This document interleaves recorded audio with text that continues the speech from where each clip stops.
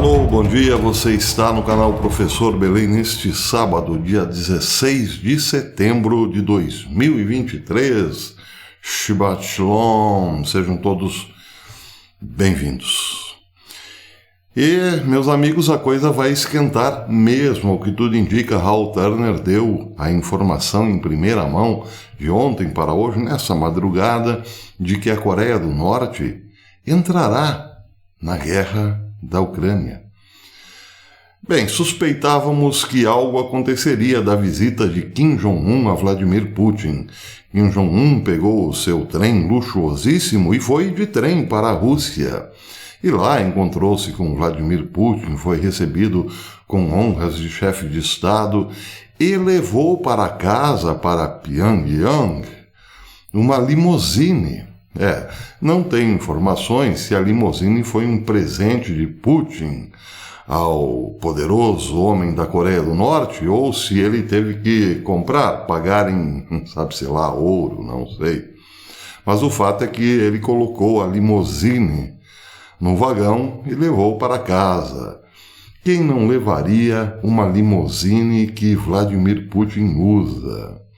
Pode não ser muito bonita, provavelmente não é tão bonita, mas não se pode negar que é bastante segura. Putin não andaria numa lata velha bastante vulnerável, com certeza não.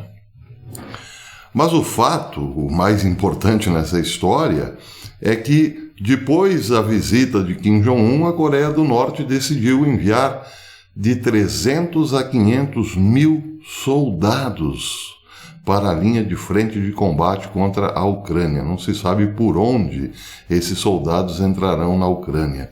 Eu já falo sobre isso antes. Lembro que eu dei a informação ontem de que a Ucrânia havia bombardeado Sebastopol, o porto de Sebastopol, e suspeitava-se que até mesmo um submarino russo, que normalmente é movido por energia nuclear, tinha sido atingido.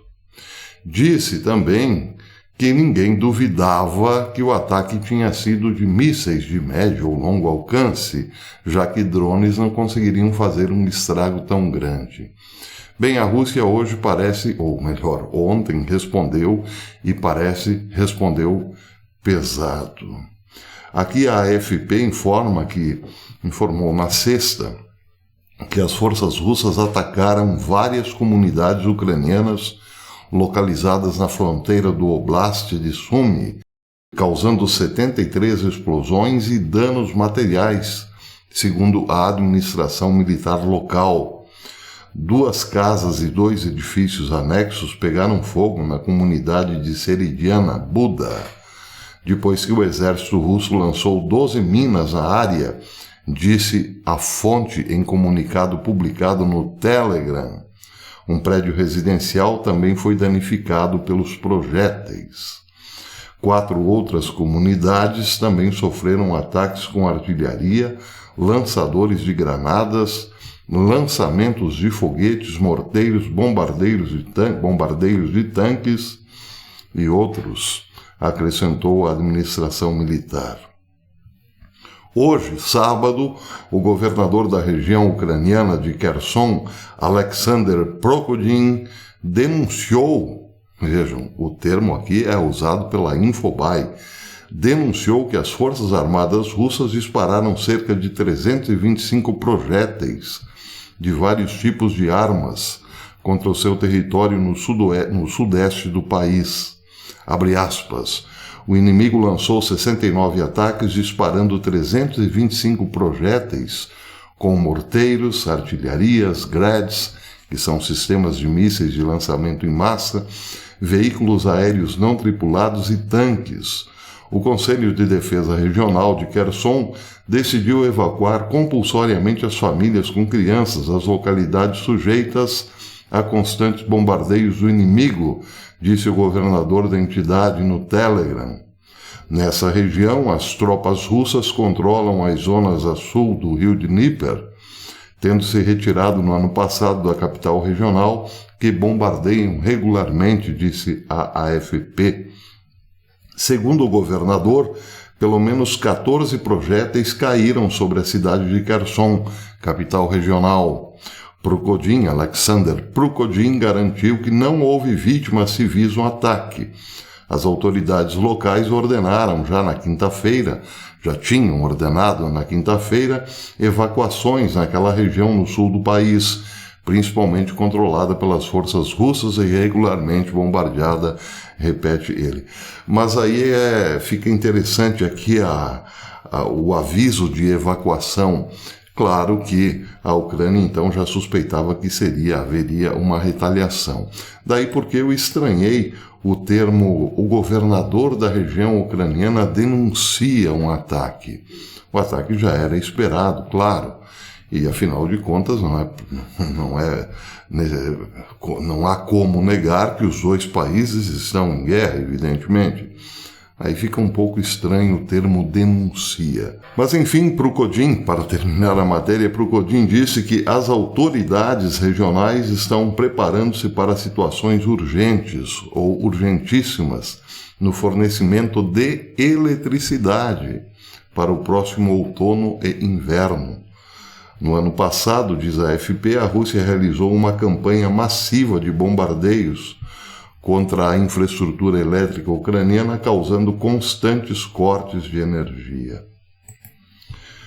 Bem, agora vem a informação dada por Hal Turner, que pode sim colocar muito vatapá na pimenta, ou muita pimenta no vatapá, como queiram. Ele disse que a Coreia do Norte concordou em enviar 300 a 500 mil soldados para a Rússia, para ajudarem na operação militar especial na Ucrânia contra a OTAN, diz Hal Turner. Ele não fala contra a Ucrânia.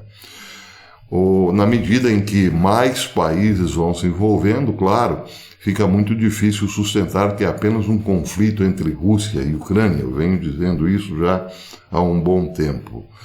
Seja como for, diz Hal Turner que o primeiro destacamento será de cerca de 20 mil soldados para auxiliarem na logística. A Coreia do Norte também entregará à Rússia um novo sistema de lançamentos múltiplos de foguete KN-09, esses que aparecem nesta foto. A foto mostra a versão coreana mais recente do KN-09 com dois lançadores de 6 foguetes cada. A avaliação de inteligência desses novos lançadores de foguetes é a seguinte, diz Hal Turner. A julgar pelas fotos publicadas, os militares recebem o MLRS, conhecido pela designação ocidental KN-09 ou KNSS-X9. Seu calibre é de 300 milímetros. A primeira versão, que conta com 8 tubos de mísseis, foi apresentada em 2015 no desfile em homenagem ao 70º aniversário do Partido Trabalhista da Coreia. Acredita-se que mísseis com ogivas de até 190 quilos sejam capazes de atingir alvos a uma distância de pelo menos 220 quilômetros. A orientação, diz Turner, é inercial na preparação para o uso. O cálculo utiliza dados de satélites de navegação, o que proporciona um acerto bastante preciso. Em 2020 foi introduzida uma versão atualizada em que o veículo de 3 eixos foi substituído por uma plataforma de 4 eixos com 12 tubos, que é a versão mostrada na imagem acima e que será então empregada na Ucrânia. Bem, denúncia por denúncia, a Rússia também tem a sua.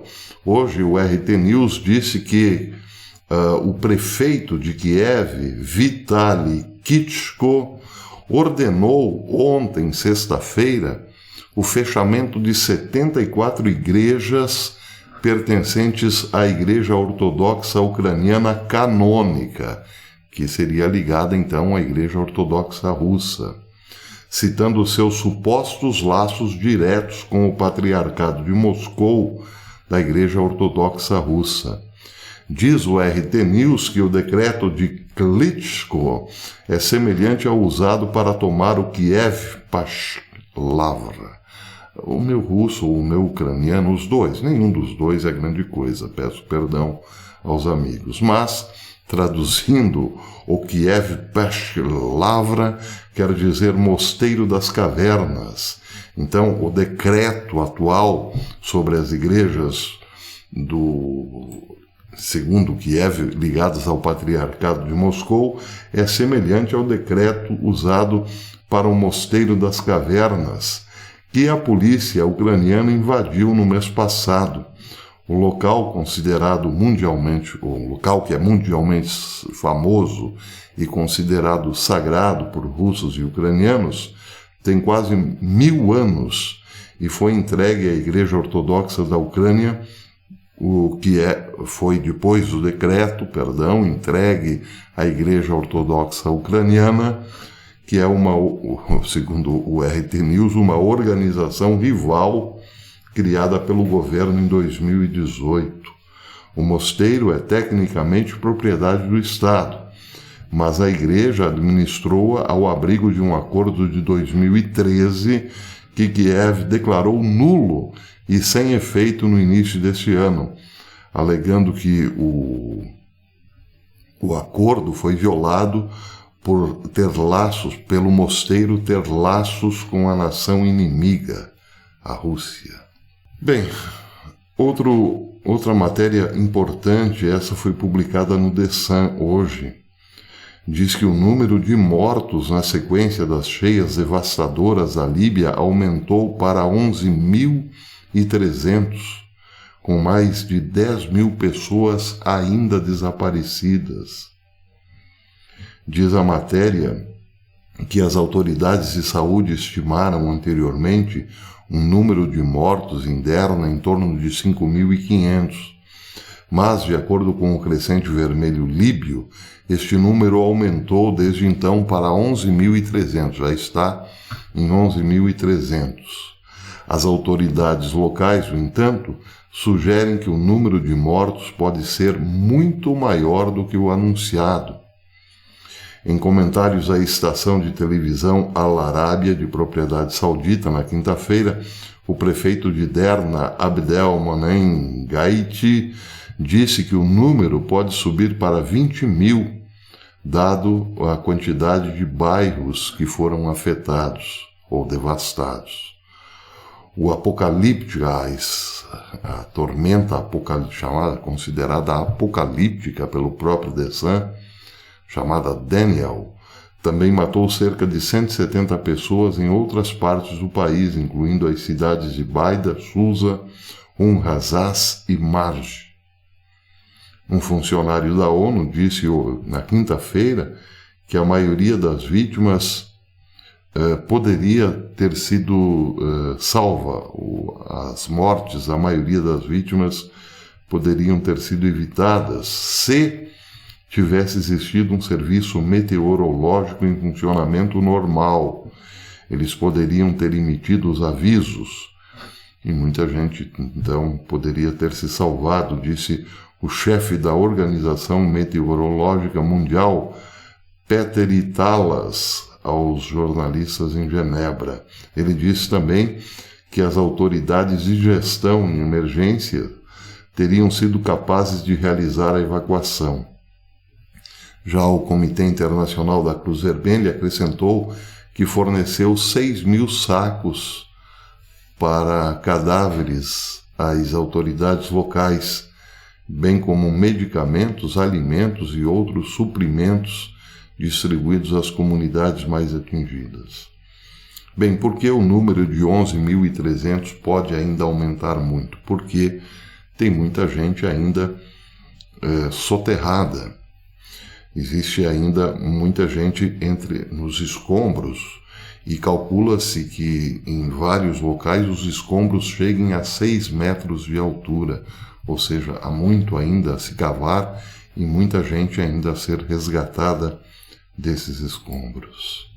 Muito bem, agora vamos dar um pulinho para a economia. Eu achei uma matéria interessante publicada ontem pelo Zero Hedge, que começa de forma um tanto quanto jocosa, dizendo que é comum ver pessoas de repúblicas bananeiras, como citado aqui pelo Zero Hedge, como Venezuela, Zimbábue, Argentina ou Turquia, é o Zero Hedge que está dizendo, correrem para o ouro, já que suas economias são frágeis e essas populações estão sempre lidando com a inflação. Então, é comum ver nesses países a busca pelo ouro para se preservar um pouco o capital da inflação. Mas não é comum ver os japoneses correndo para o ouro. Pelo menos não era. A matéria diz que a população do Japão, que em situações normais é calma, até porque envelheceu rapidamente, encontrou uma nova paixão agora, que é pelo ouro. E isso deve-se ao fato do implacável rolo compressor da impressão de dinheiro pelo Banco Central do Japão. O preço do ouro no Japão, denominado na moeda no local, o iene, saltou para um máximo histórico à medida em que a moeda prolonga sua queda histórica em relação ao dólar americano, vaporizando o poder de compra dos cidadãos e forçando as famílias ricas em dinheiro a encontrar uma proteção contra a onipresente inflação. A compra de ouro, denominado em iene, no maior negociante do país, elevou o preço do metal amarelo acima do nível dos 10.000 ienes por grama, isso pela primeira vez nos últimos tempos. O ouro era negociado a 10.100 ienes na semana passada, de acordo com preços de varejo, publicados pela Tanaka Kikizoku. Hoje nem o meu japonês está bom, vocês perceberam, né? Um dos maiores varejistas de ouro do Japão. O preço de varejo do ouro no Japão tem de referência para o metal no país, acompanha os preços à vista, os preços globais, que foram pressionados pela pandemia do coronavírus, pela guerra da Ucrânia, pela crise do teto da dívida nos Estados Unidos e pelas tensões globais entre o leste e o oeste. Mas, acima de tudo, diz a matéria, reflete o colapso dramático do valor da moeda japonesa, que ultrapassou recentemente os 147 ienes em relação ao dólar. É preciso hoje 147 ienes para comprar um dólar. Um nível que no ano passado desencadeou uma intervenção no mercado por parte das autoridades japonesas, mas que esse ano foi amplamente ignorada pelo Banco Central, para não causar pânico, segundo a matéria, que percebe que a intervenção nesse momento é fútil e apenas precipitaria a hiperinflação japonesa e o colapso sistêmico. Pois é, se a economia japonesa está com ares de economia de país bananeiro, meus amigos, se os japoneses estão correndo atrás do ouro, é bom ficarmos bastante atentos, não é não? O que pode acontecer com a economia global, já pensaram? Bem, se vocês não pensaram, Hal Turner pensou. Ele voltou aqui no seu blog com outro artigo hoje dizendo o seguinte: o Fed, o Federal Reserve Bank, está perdendo 758 milhões de dólares por dia, pagando juros aos bancos comerciais sobre operações de recompensa reversa e juros sobre reservas. Essas perdas chegaram a 100 bilhões. Antes de todos esses jogos financeiros selvagens começarem, diz Turner, o Fed enviava anualmente os seus lucros para o Tesouro dos Estados Unidos, e geralmente eram alguns bilhões de dólares por ano. Agora, porém, contudo, entretanto, o Fed tem enormes perdas no papel na sua carteira de títulos e enormes perdas diárias no dinheiro que tem para pagar os bancos comerciais e evitar que o sistema desmorone. Turner diz também que o presidente do Fed, Companhia Limitada, conseguiram perder colossais 100 bilhões. Já conseguiram perder colossais 100 bilhões. E é você, diz Hal Turner, quem está pagando por isso. Bem, mais adiante ele escreve um editorial comentando o assunto. Ele diz: quando o Banco Central de um país começa a perder literalmente dinheiro todos os dias, países ao redor do mundo começam a notar isso muito rapidamente, especialmente quando não há qualquer sinal de que essas perdas irão parar, que parece ser o caso da economia norte-americana. Então, diz Turner, ou melhor, pergunta, durante quanto tempo você acha que países ao redor do mundo continuarão a aceitar notas do Fed, isto é, dólar na carteira? Agora, este belo papel, o dólar, diz ele um tanto quanto jocosamente, ainda é aceito como dinheiro, pelo menos aqui nos Estados Unidos. Porém, nós não fabricamos mais nada nesse país, importamos a maior parte das coisas que consumimos porque a América corporativa decidiu que seria melhor terceirizar a produção para outros países. Entenda-se aqui principalmente China. Essa América corporativa, esse titã corporativo, diz Turner, nunca parou para considerar o efeito sobre a nação como um todo. Eles só estavam interessados em quanto dinheiro extra poderiam colocar em seus bolsos, terceirizando a produção no exterior. Agora, portanto, a América corporativa está mais rica e o país e a sua moeda está afundando-se. Bem, eu já tenho aqui um tempinho já grande de vídeo, vamos ver como é que está a nossa bateria. Esse é um problema antigo que voltou. Eu farei uma breve baldeação para mais uma notícia, a última. Baldeação realizada com extraordinário sucesso. Vamos aqui à última notícia. Diz a matéria publicada hoje no Daily Mail que o furacão Lee atingirá os Estados Unidos hoje, com vento de até 85 milhas por hora, o que dá em torno aí de 136 quilômetros por hora, e ondas de até 20 pés, ou seja, 6 metros e alguns quebradinhos. O Maine já declarou estado de emergência enquanto os proprietários de Long Island fecham suas portas colocando escotilhas, melhor dizendo, na frente dos estabelecimentos.